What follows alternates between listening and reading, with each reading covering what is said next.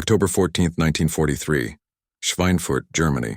291 American bombers crossed the English Channel at 25,000 feet. By sunset, 60 are lost forever. 121 limp home riddled with bullet holes, wings shredded, fuselages punctured, some planes carrying 50 holes or more. At secret facilities across America, mechanics work around the clock, patching metal, reinforcing wings, armoring every spot where German bullets tore through aluminum. The logic seems bulletproof. Protect where the damage is heaviest. But in a classified room at Columbia University, a 41-year-old Hungarian refugee stares at damage reports that everyone else reads the same way. Abraham Wald sees something that makes his blood run cold. The holes everyone's counting, they're telling the wrong story. While mechanics frantically armor wings and fuselage exactly where the holes are clustered, Wald realizes they're making a fatal mistake. The evidence everyone trusts is hiding the deadliest truth of the war. The planes they're studying survived for a reason, and that reason is about to flip everything the military knows about keeping pilots alive. The most important bullet holes are the ones they never see. The morning after Schweinfurt brought a silence that settled over airfields across England like fog. Ground crews moved between the skeletal remains of flying fortresses, with the careful precision of surgeons, cataloging damage that told stories no one wanted to hear.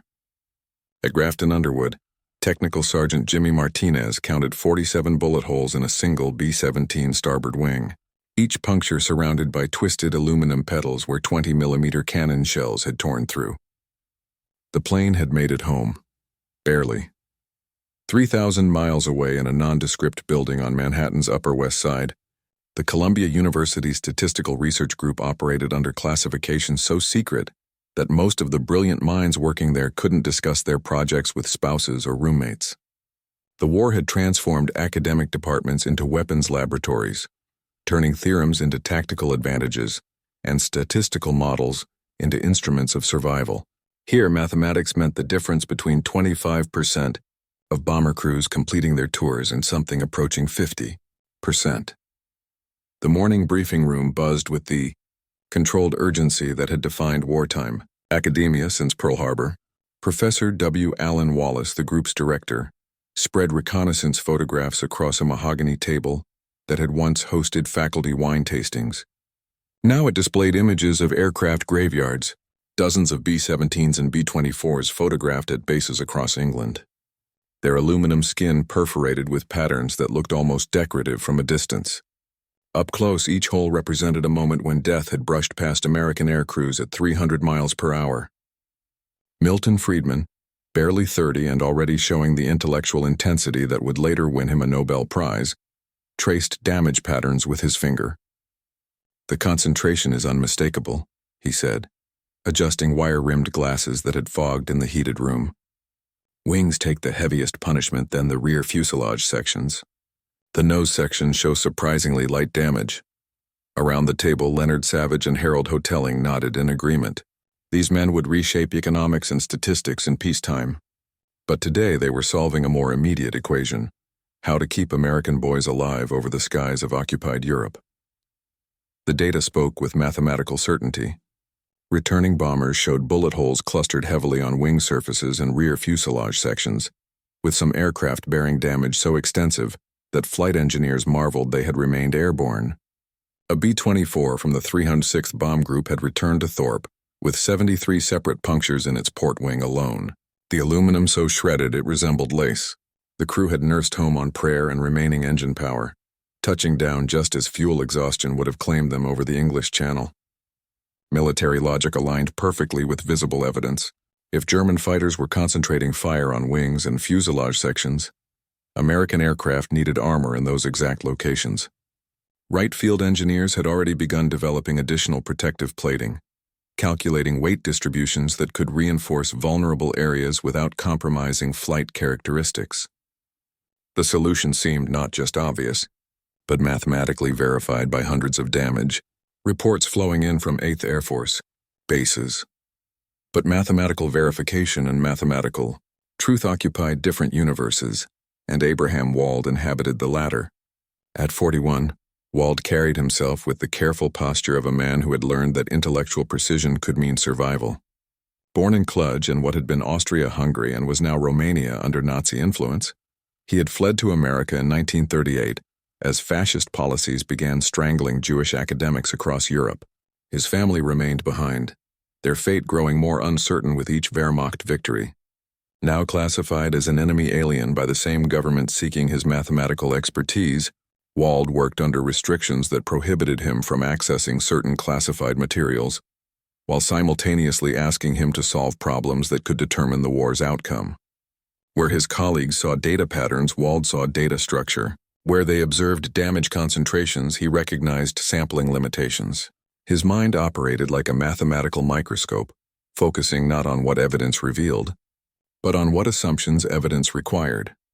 As Wallace distributed the latest batch of aircraft damage assessments, Wald remained silent, his attention fixed not on the photographs, but on something that existed only in his mathematical imagination. The conference room filled with the productive noise of collaborative analysis. Friedman sketched probability distributions on a blackboard, calculating optimal armor placement based on damage frequencies. Savage developed risk assessments that weighed protection benefits against performance penalties. The group's dozen researchers worked with the focused intensity of people who understood that their equations would be welded onto aircraft within weeks, tested in combat, where theoretical errors became obituaries. Only Wald seemed detached from the collaborative energy, his attention drifting between damage, reports, and a legal pad covered with notations that looked more like philosophical observations than mathematical calculations. While his colleagues quantified visible damage, he found himself obsessed with a question that felt almost metaphysical. What could they learn from airplanes that weren't in the room? The insight arrived not as dramatic revelation, but as quiet mathematical certainty.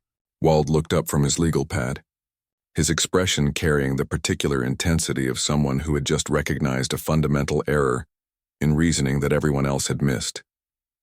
The bombers they were studying represented a biased sample, not just incomplete, biased in a way that inverted the logic of armor placement. "We're looking at the wrong evidence," he said quietly, his accented English cutting through the room's analytical buzz. Conversation stopped. Friedman paused mid-equation at the blackboard. Wallace looked up from reconnaissance photographs with the expression of a director whose lead actor had just suggested rewriting the entire script. Wald stood, moving to the blackboard where Friedman's damage distribution charts covered 3 panels. With deliberate precision, he drew a simple aircraft silhouette, then began marking areas with mathematical symbols rather than damage counts. "These aircraft returned to base," he said, indicating the photographs scattered across the conference table. "They are survivors. They tell us where aircraft can sustain damage and continue flying. They do not tell us where damage causes aircraft to be lost." The room's silence carried the weight of recognition. Mathematical minds that had been focused on visible evidence suddenly confronted the logical structure underlying that evidence. The bombers they were studying had survived despite their damage. The bombers that mattered most, those that revealed truly vulnerable areas, were scattered across the European countryside, their crews buried in foreign soil or imprisoned in stalag camps. 3 weeks after the Schweinfurt revelation, W. Allen Wallace found himself walking the humid corridors of the Pentagon, carrying a briefcase that contained what might be the most counterintuitive military analysis of the war. The April heat had turned Washington into a steam bath. But inside the War Department's newly constructed maze of offices, air conditioning created an artificial environment where mathematical theories could be transformed into operational doctrine. Wallace had requested this meeting, not because Wald's insight was particularly complex, but because convincing military planners to armor aircraft where damage appeared lightest would require more than equations. In Conference Room 3 Alpha, Brigadier General Curtis Lame sat across from Colonel Malcolm Moss, the Army Air Force's Chief of Aircraft Modification. Lame's reputation preceded him like the contrails of his bomber formations, a tactician who had revolutionized formation flying and was already being whispered about for Pacific Command. Moss represented the engineering side of air warfare, the practical reality of weight calculations and structural modifications that turned theoretical improvements into operational advantages. Between them, they controlled decisions that would determine whether Wald's mathematical insight became military doctrine or academic curiosity. Wallace, opened his briefcase with the practiced precision of a man who had learned to present complex ideas to audiences that measured success in lives saved rather than theoretical elegance. Gentlemen, the Statistical Research Group has identified a fundamental error in our approach to aircraft armor placement, he began, spreading reconnaissance photographs across the polished conference table. The images showed the now familiar patterns of damage concentration. Wings riddled with bullet holes, fuselage sections perforated by cannon fire, aircraft that had somehow remained airborne despite structural damage that seemed incompatible with controlled flight. Lame studied the photographs with the focused attention of someone who had personally flown bombing missions and understood that each puncture mark represented a moment when American crews had faced death at 25,000 feet. "Professor Wallace," he said, his voice carrying the flat Midwestern tone that had become familiar to bomber crews across England. "These images confirm what our damage assessment teams have been reporting for months. German fighters are concentrating fire on wing surfaces and rear fuselage sections. Our armor placement should obviously reflect these patterns, the response Wallace had expected, even prepared for. Military thinking operated on empirical evidence and practical experience, trusting what could be seen and measured over theoretical constructs that contradicted operational reality. But Wald's insight demanded precisely the opposite approach, trusting mathematical logic over visible evidence, inference over observation, probability theory over common sense. Colonel Moss spread technical drawings across the conference table, detailed schematics showing proposed armor placement that corresponded exactly to observed damage patterns. Wright Field has developed armor configurations that add approximately 800 pounds to standard B-17 specifications, he explained, indicating reinforcement zones that covered wing surfaces and rear fuselage areas. Weight distribution analysis suggests we can protect the most vulnerable areas without significantly compromising flight characteristics or bomb load capacity. Wallace recognized the moment that would determine whether months of statistical analysis would influence military policy or remain an academic exercise. He reached into his briefcase and withdrew a single sheet of paper, covered with Wald's mathematical notations, equations that looked deceptively simple but represented a complete inversion of conventional logic. "The aircraft we're studying," Wallace said carefully, "represent a biased sample. They return to base despite sustaining damage. They prove that aircraft can survive hits to wings and fuselage sections. They tell us nothing about hits to areas that cause aircraft to be lost." He paused, allowing the implication to settle. "The mathematical analysis suggests we should armor the areas showing the least damage on returning aircraft, because those are the areas where hits prevent aircraft from returning at all." The silence that followed carried the weight of institutional inertia confronting mathematical insight. Lame's expression shifted from polite attention to something approaching skepticism. Colonel Moss looked up from his armor schematics with the expression of an engineer whose fundamental assumptions had just been challenged by abstract theory. "Professor Lame," he said slowly, "you're suggesting we ignore visible evidence in favor of theoretical speculation about aircraft we can't examine because they've been shot down." His tone remained professional, but the underlying question was clear. Why should combat-tested military judgment defer to academic mathematics? Wallace had anticipated the resistance, even understood it. Military culture valued proven methods and empirical evidence over theoretical innovation, especially when lives hung in the balance. But Wald's analysis wasn't theoretical speculation. It was mathematical necessity, as logically certain as arithmetic. The challenge lay in translating mathematical certainty into language that operational commanders could accept. "The evidence isn't theoretical," Wallace replied, opening a folder that contained detailed statistical analysis of bomber loss rates correlated with mission profiles and target types. "Dr. Abraham Wald has developed probability models that account for missing data, aircraft that don't return to provide damage reports. His analysis suggests that hits to engine compartments, fuel systems, and cockpit areas are disproportionately represented among aircraft losses, even though these areas show minimal damage on survivors." Colonel Moss studied the statistical charts with the careful attention of someone accustomed to translating theoretical concepts into engineering specifications. "You're asking us to add armor weight to areas that show light damage based on mathematical inference about aircraft we can't examine," he said. That's a significant departure from evidence-based modification protocols. The fundamental tension underlying the entire discussion had finally been articulated. Military engineering relied on observable evidence and tested procedures, while Wald's insight demanded faith in mathematical logic that contradicted visible patterns. Success would require not just convincing military planners that the mathematics were correct, but that mathematical correctness should override operational experience. Lame leaned back in his chair, his expression reflecting the particular burden of command decisions that would determine whether bomber crews returned home or became statistics in German prisoner-of-war camps. "Professor Wallace," he said finally, "I need to understand how confident your mathematician is in this analysis, because if he's wrong, we're adding useless weight to aircraft that are already struggling with performance margins. If he's right." He paused, the implication hanging in the artificially cooled air. "If he's right, we've been making decisions that cost American lives." Wallace recognized the moment as pivotal, not just for Wald's analysis, but for the broader question of how mathematical insight could influence military doctrine. "Dr. Wald stakes his professional reputation on this analysis," he replied. "More than that, he stakes his belief that mathematical reasoning can save American lives. The logic is mathematically sound, even if it contradicts operational intuition."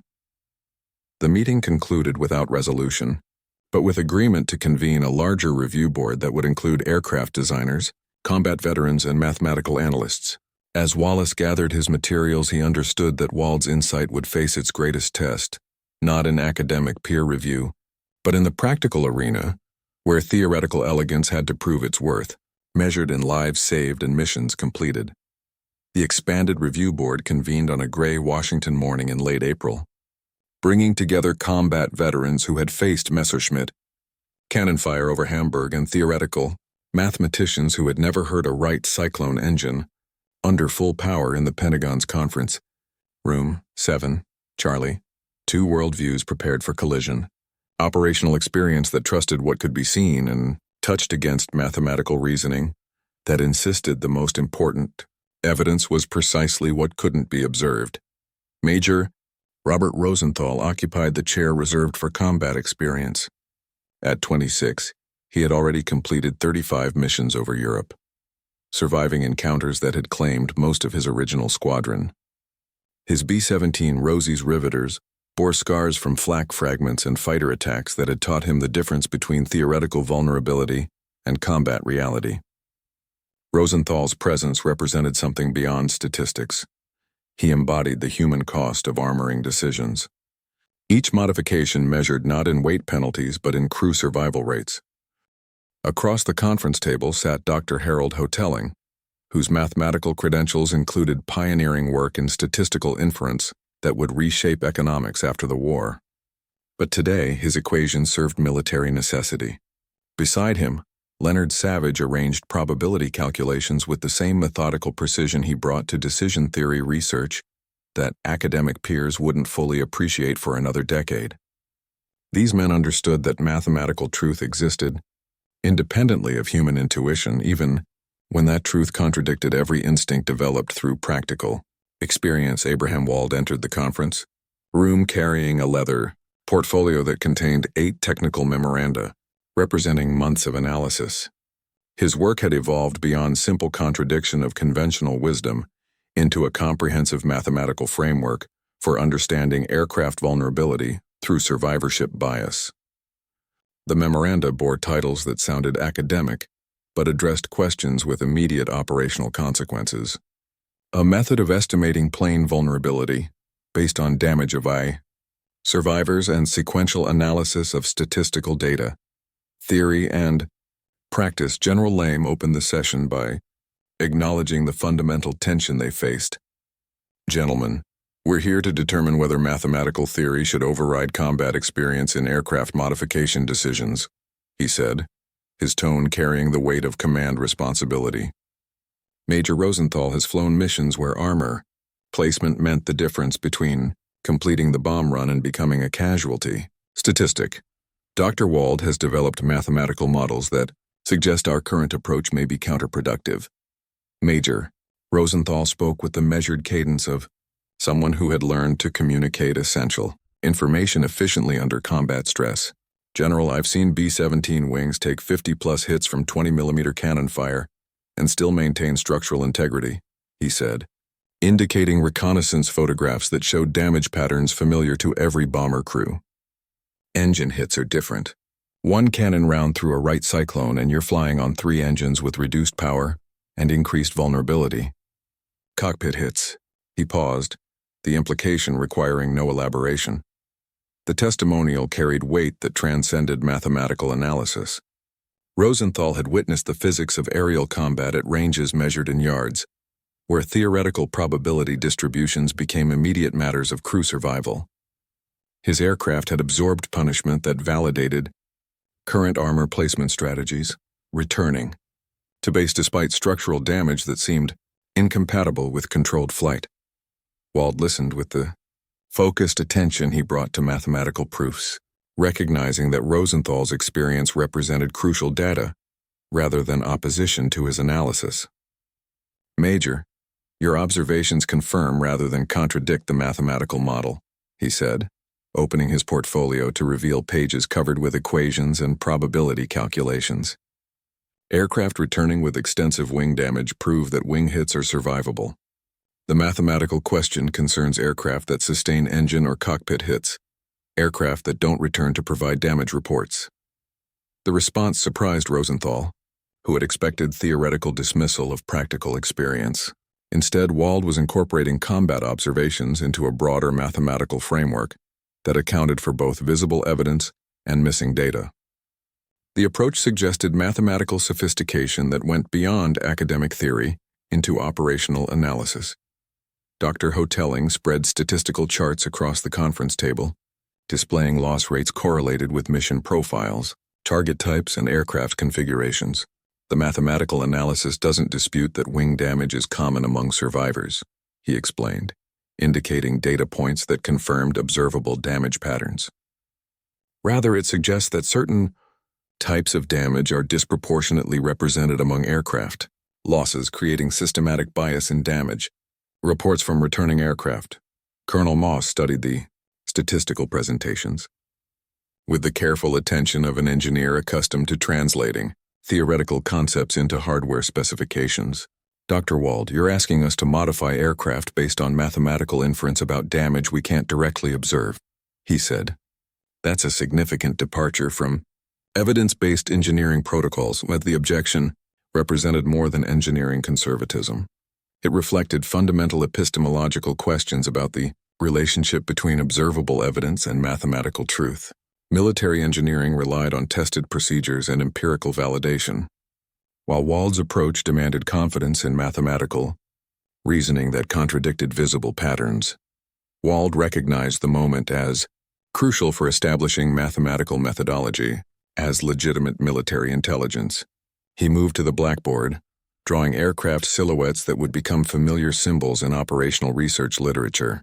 The mathematics are not speculative, he said, beginning calculations that would formalize the relationship between observed damage patterns and aircraft vulnerability. Probability theory provides methods for inferring missing data from available samples. The equations he developed represented more than abstract mathematics. They constituted a new methodology for understanding combat effectiveness through statistical analysis by subdividing aircraft into vulnerability zones and calculating downing probabilities based on hit patterns among survivors. Wald was creating mathematical tools that could transform military planning across all domains of warfare. Major Rosenthal watched the mathematical development with growing recognition that Wald's approach complemented rather than contradicted combat experience. Dr. Wald, he said, your analysis explains something we've observed but couldn't quantify. Aircraft with engine damage rarely make it home, even when the damage appears less severe than wing hits that allow continued flight. The acknowledgement marked a breakthrough in the session's dynamic. Rather than abstract theory opposing practical experience, mathematical analysis was providing a framework for understanding observations that combat veterans had made but couldn't systematically evaluate.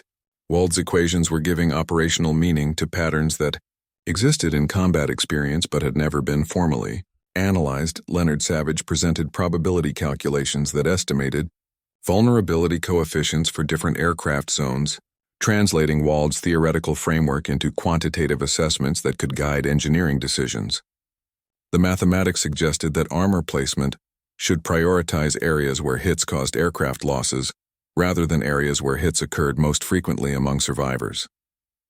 As the session concluded, General Lame faced a decision that would test whether mathematical insight could reshape military doctrine. The choice was no longer between theory and practice, but between different methods of interpreting the same evidence.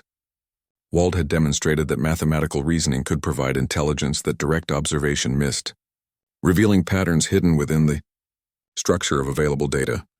The weeks following, the Pentagon Review transformed Wald's mathematical insight into operational doctrine through a process that resembled academic peer review conducted at wartime pace. In his Columbia University office, now equipped with a secure telephone line and filing cabinets that required security clearance to access, Wald worked 18-hour days developing the technical memoranda that would formalize his approach to aircraft vulnerability assessment. Each document represented not just mathematical analysis but a complete methodology for understanding combat effectiveness through statistical inference. The first memorandum, a method of estimating plane vulnerability based on damage of survivors, established the theoretical framework that would revolutionize military analysis. Wald divided aircraft into discrete vulnerability zones, engine compartments, fuel systems, cockpit areas, wing structures, and tail assemblies, then developed probability calculations for estimating downing rates based on hit patterns among returning aircraft. The mathematics were elegant in their simplicity. Areas showing minimal damage on survivors represented zones where hits prevented survival, while areas showing extensive damage proved their non-critical nature for flight continuation.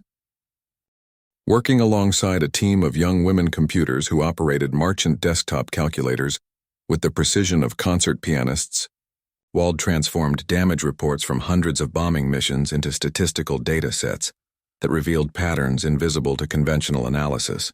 Mary Chen, a Berkeley mathematics graduate whose family had been relocated to internment camps while she contributed to the war effort, calculated vulnerability coefficients for B-17 engine compartments that would guide armor placement decisions across the entire 8th Air Force. Her work, classified at levels that prevented her from discussing it with her own family, demonstrated how mathematical reasoning could extract intelligence from data that had previously seemed random.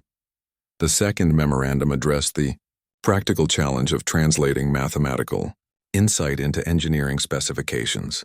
Sequential analysis of statistical data, theory and practice provided right-field engineers with quantitative methods for optimizing armor placement based on weight constraints and performance requirements. Rather than simply recommending engine compartment protection, Wald developed algorithms that balanced vulnerability reduction against operational limitations, creating armor configurations that maximize crew survival probability within acceptable performance penalties. Colonel Moss found himself reviewing engineering specifications that contradicted every instinct developed through decades of aircraft modification experience.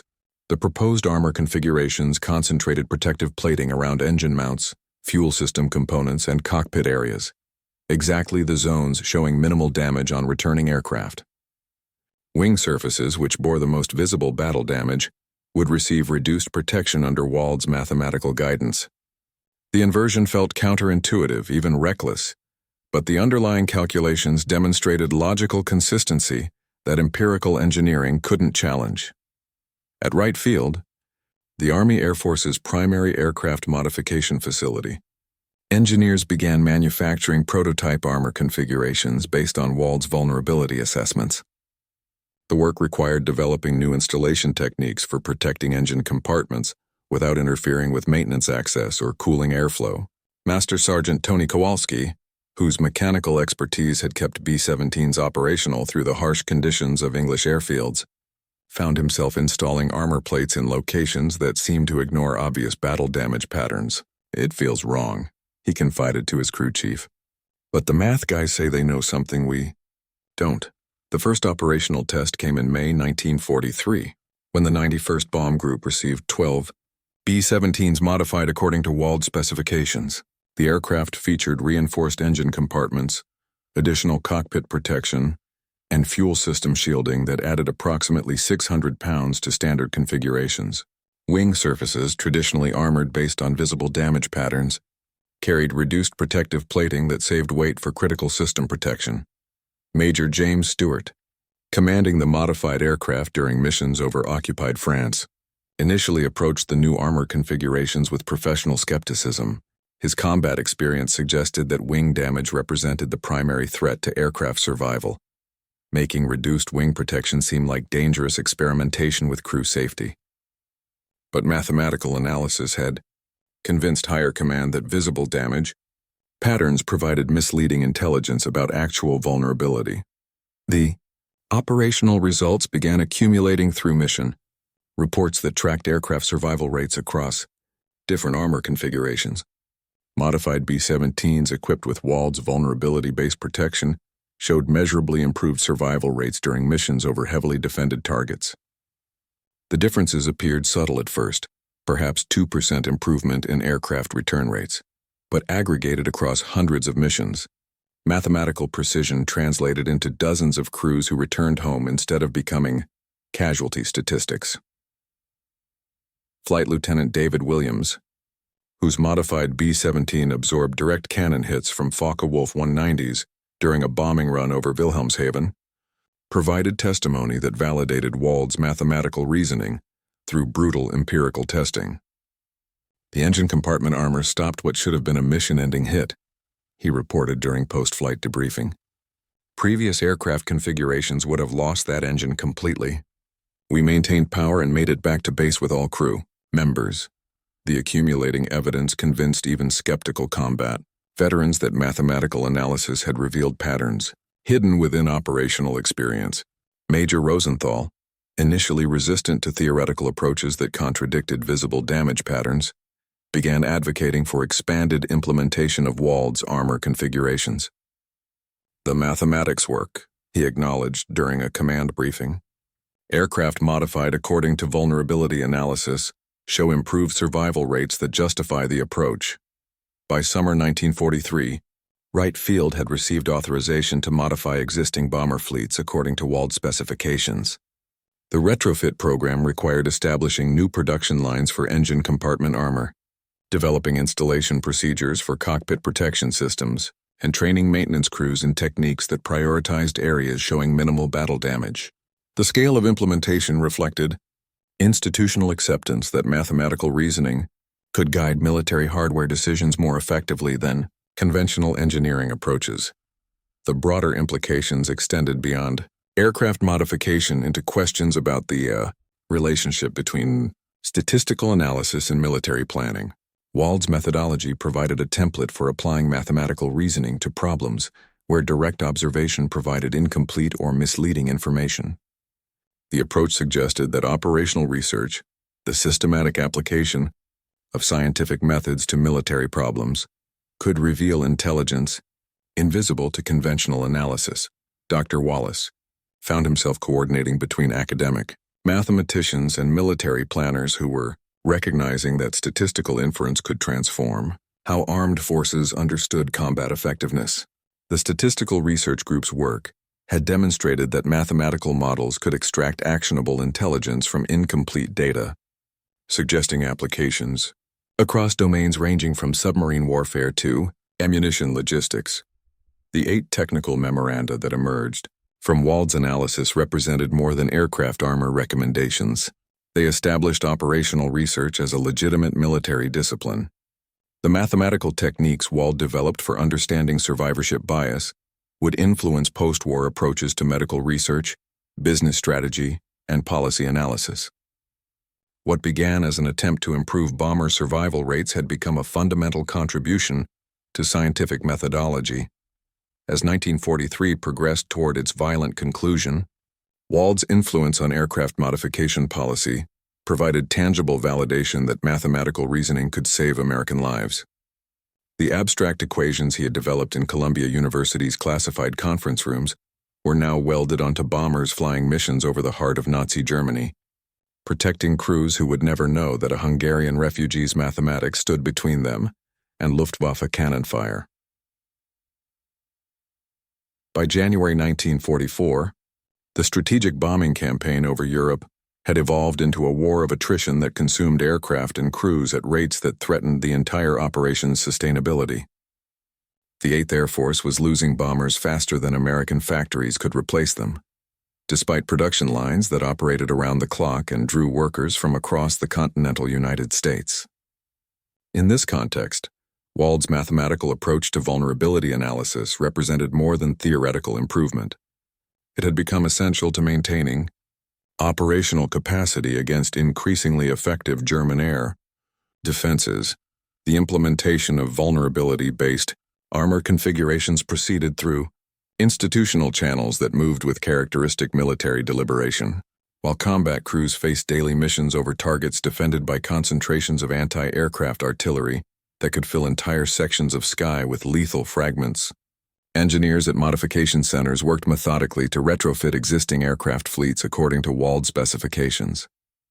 The process required balancing immediate operational needs against long-term improvements that would save lives through mathematical precision rather than visible protection. Colonel Moss found himself managing a modification program that challenged fundamental assumptions about aircraft survivability while operating under pressure to maintain mission readiness. Wright Field's production schedules included thousands of bomber modifications that concentrated protective resources on areas showing minimal battle damage, an approach that required constant explanation to maintenance crews whose experience suggested different priorities.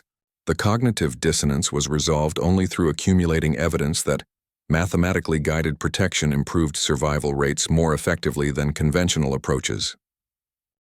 Technical Sergeant Martinez, whose mechanical expertise had maintained B-17s through the brutal conditions of English airfields, discovered that Wald's armor configurations required developing entirely new installation techniques.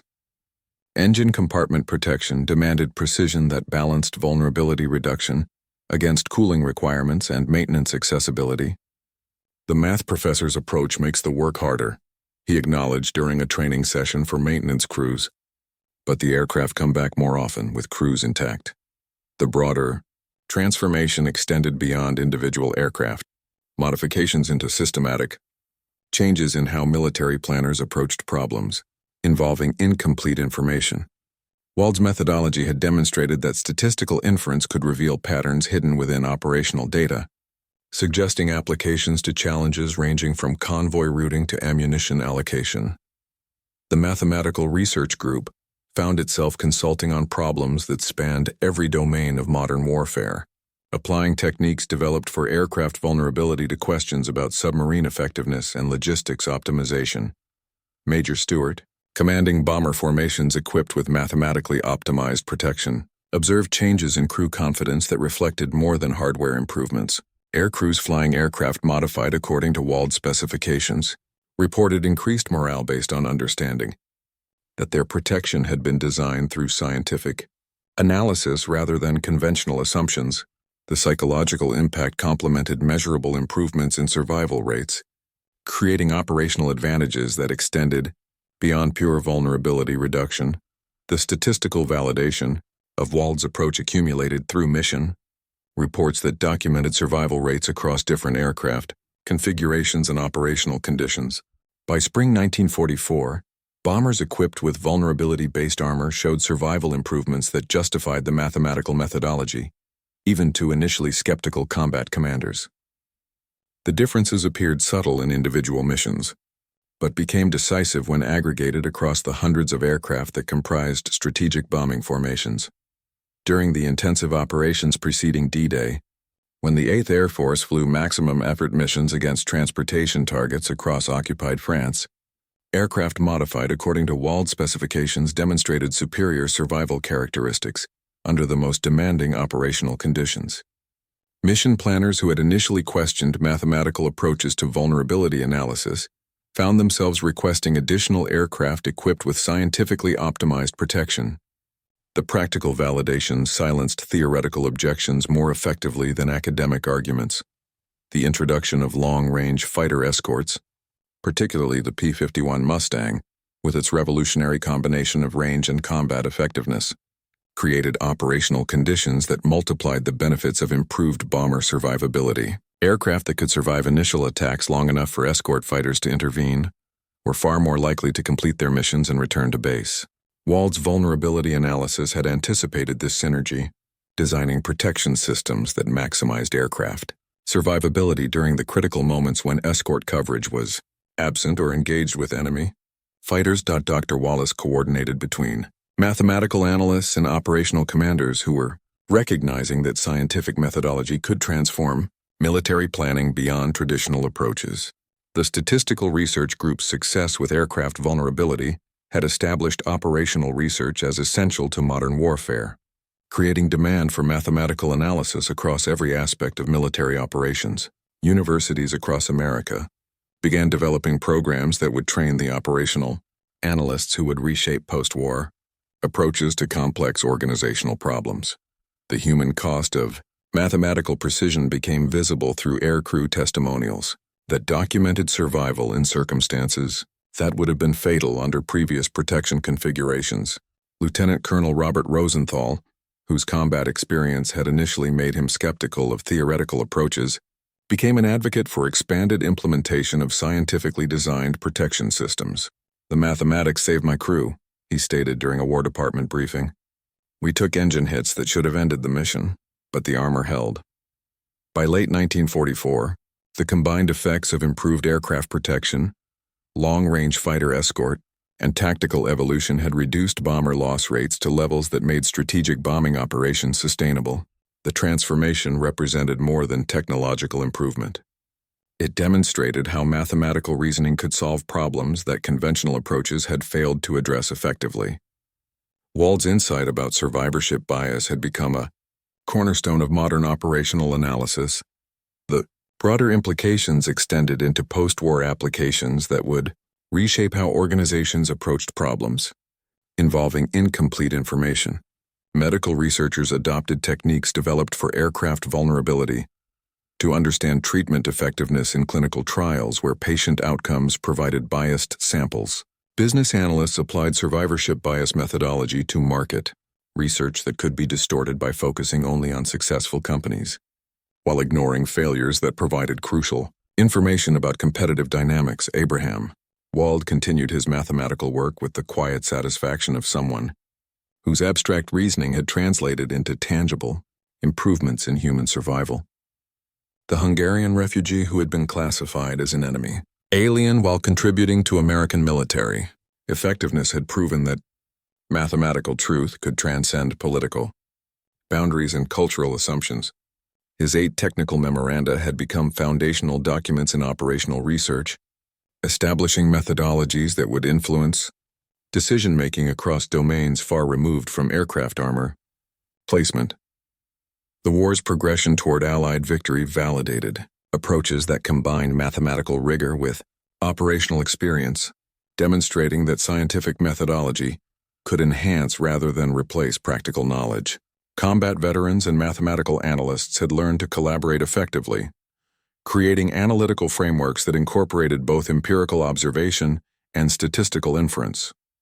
The partnership suggested possibilities for post-war applications where complex problems required both practical experience and theoretical sophistication. As 1944 drew toward its conclusion, the strategic bombing campaign had achieved objectives that seemed impossible during the dark period following Pearl Harbor.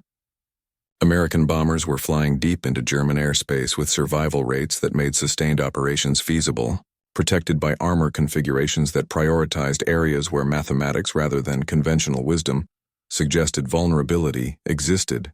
The transformation represented victory not just for Allied military planning, but for scientific reasoning applied to problems of life and death consequence.